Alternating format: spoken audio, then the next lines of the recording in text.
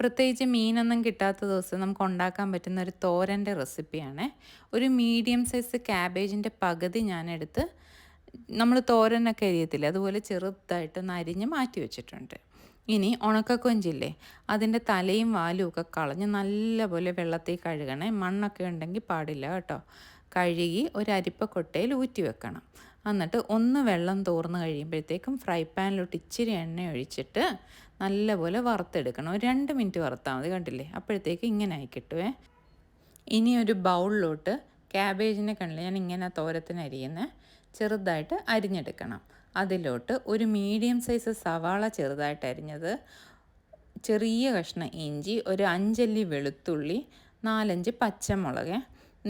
നിങ്ങളുടെ ഈ കാന്താരി ഉണ്ടെങ്കിൽ കാന്താരി ഇടണം കേട്ടോ, നല്ല ടേസ്റ്റാണ്. വേപ്പിലയും കൂടി ഇട്ട് ആവശ്യത്തിന് തേങ്ങ എടുക്കണം. കണ്ടില്ലേ, ഇത്രയും തേങ്ങയും കൂടെ ഞാൻ ഇട്ട് കൊടുക്കുന്നുണ്ട്. ഇനി ഒരു 1/4 ടീസ്പൂൺ മഞ്ഞൾപ്പൊടിയും ഒരു 1/4 ടീസ്പൂൺ ഉപ്പും, ആവശ്യത്തിനുള്ള ഉപ്പിട്ടോ കേട്ടോ. എല്ലാം കൂടെ നല്ലപോലെ മിക്സ് ചെയ്യണം. നല്ലപോലെ കൈവച്ചൊന്ന് നല്ല അമക്കി പ്രസ് ചെയ്യണേ. ആ തേങ്ങയും പച്ചമുളകും കാന്താരി മുളകുണ്ടെങ്കിൽ സൂപ്പറാണ് കേട്ടോ. എനിക്ക് കിട്ടിയില്ല. എല്ലാം കൂടെ ഒന്ന് ഞെവടി അത് മാറ്റി വെക്കാം.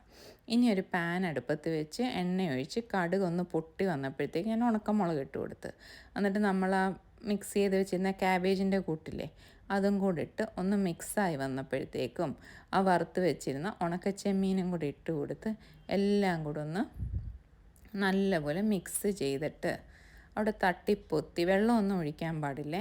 ഈ ക്യാബേജിൻ്റെ വെള്ളം കൊണ്ട് ഇനി ഉണക്കക്കൊഞ്ചും വെന്തോളും. അതിനൊരു ഈർപ്പമില്ലേ, അങ്ങനെ ആവിക്കിരുന്ന് ഉണക്കക്കൊഞ്ചും ക്യാബേജും കൂടെ ഒരു 5 മിനിറ്റ് ഇങ്ങനെ അടച്ച് ചെറിയ തീയിലവിടെ മാറ്റി വെച്ചാൽ മതി. കണ്ടില്ലേ, ഇതുപോലെ ഒരു 4-5 മിനിറ്റ് കഴിഞ്ഞപ്പോഴത്തേക്ക് അത്യാവശ്യം നല്ലപോലെ രണ്ടും വെന്തിട്ടുണ്ട്.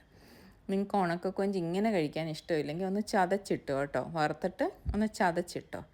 ശരിക്കും മോരുകറിയോ രസമോ ഒക്കെ ഒഴിച്ച് ഈ ക്യാബേജ് തോരനും കൂടെ ഉണ്ടെങ്കിൽ ചോറിന് പ്രത്യേകിച്ച് കറിയൊന്നും വേണ്ട. മീനൊന്നും കിട്ടാത്ത ദിവസമോ മടിയൊക്കെ പിടിച്ചിരിക്കുന്ന ദിവസമൊക്കെ ആണെങ്കിൽ പെട്ടെന്ന് ഉണ്ടാക്കാൻ പറ്റാവുന്ന റെസിപ്പി അല്ലേ ഇത്. നിങ്ങൾക്ക് എൻ്റെ ഈ ചാനൽ ഇഷ്ടപ്പെടുവാണെങ്കിൽ ഒന്ന് ലൈക്ക് ചെയ്യാനും ഷെയർ ചെയ്യാനും സബ്സ്ക്രൈബ് ചെയ്യാനും മറക്കല്ലേ.